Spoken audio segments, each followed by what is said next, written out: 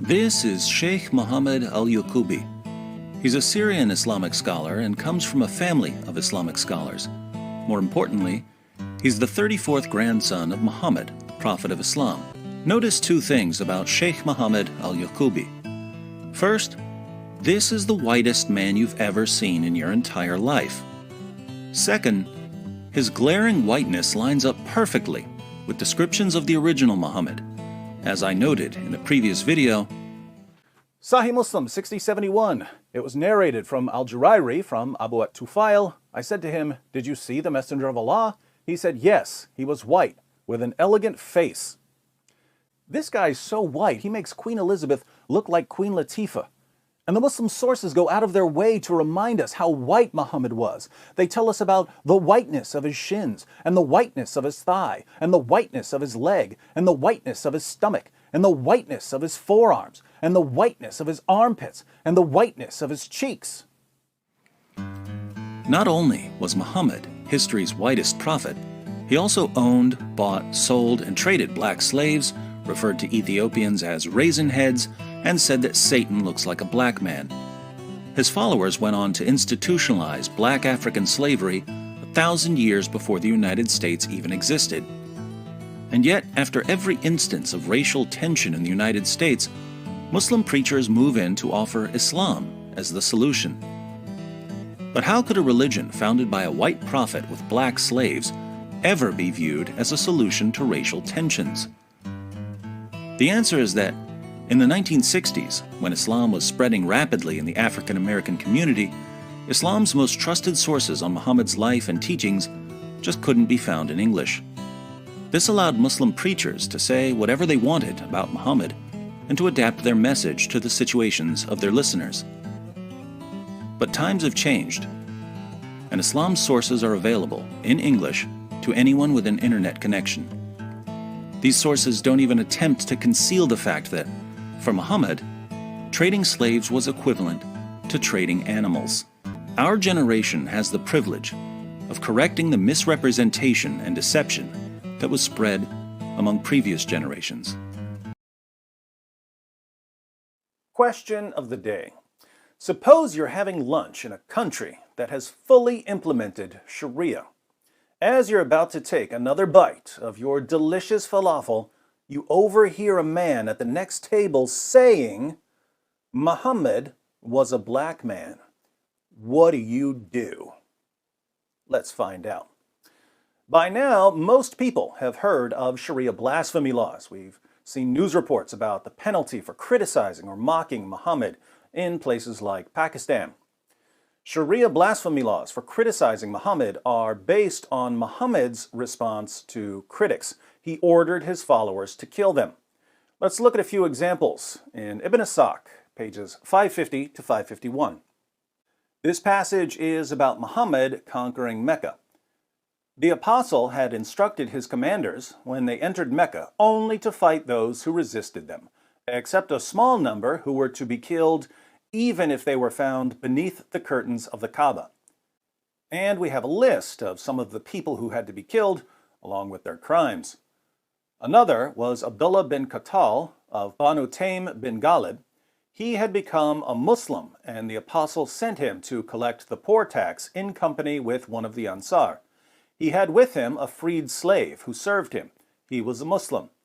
When they halted, he ordered the latter to kill a goat for him and prepare some food, and went to sleep. When he woke up, the man had done nothing, so he attacked and killed him and apostatized. This guy was sentenced to death because he was a murderer and an apostate. But look at who's next on Muhammad's death list. He had two singing girls, Fartana and her friend, who used to sing satirical songs about the apostle, so he ordered that they should be killed with him. Muhammad sentenced these girls to death for making fun of him. Another was Al-Huwayrith bin Nukayd bin Wahab bin Abd bin Qusay, one of those who used to insult him in Mecca. A little farther down the page we have, and Sarah, freed slave of one of the Banu Abdul Muttalib. Sarah had insulted him in Mecca. So, Muhammad repeatedly ordered his followers to execute people for making fun of him.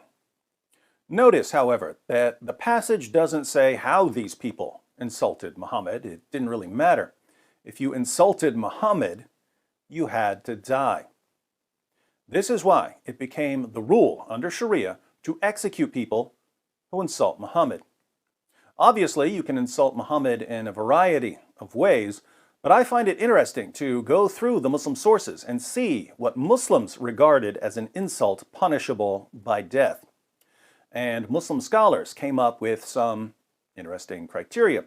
For instance, if you denied anything that Muhammad said about himself, you were calling him a liar, so you would be killed.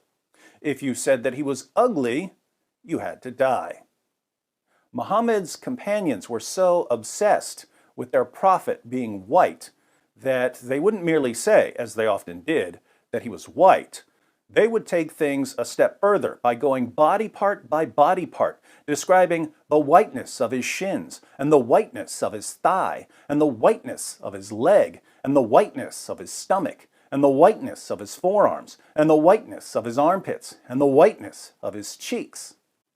If Muhammad's companions were this obsessed with Muhammad's epic whiteness, it was clearly an insult to falsely claim that he was black. And this is exactly what Muslim scholars concluded. Hence, we read in Qadi Iyad's Ash-Shifa, one of Islam's most popular and respected books on Muhammad's life and teachings, page 287, Ahmad ibn Sulaiman, Sahnun's companion, said that whoever says that the Prophet was black is killed. The Prophet was not black. Calling Muhammad a black man was a death penalty.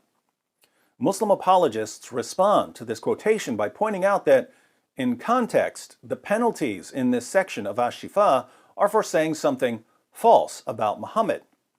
According to this interpretation, it's not that it's bad to be black, it's that Muhammad simply wasn't black, he was white. So a man who calls Muhammad a black man would be killed, not because it's an insult to call someone black, but only because it's a crime to say something false about Muhammad. I see two problems with this response. First, the section of Ash-Shifa in question is about whether someone who calls Muhammad a liar is an apostate or a heretic.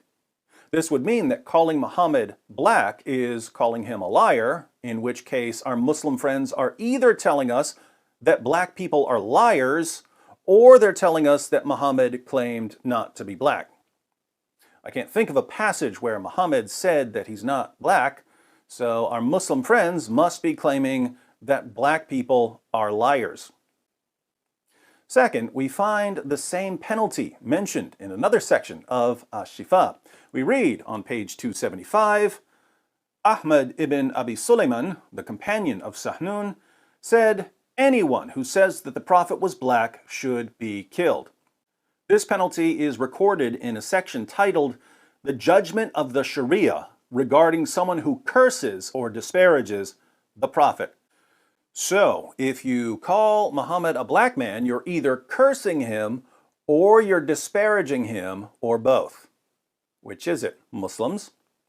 Returning to our question of the day, if you're having lunch in a country that has fully implemented Sharia, and you overhear a man at the next table saying that Muhammad was a black man, what do?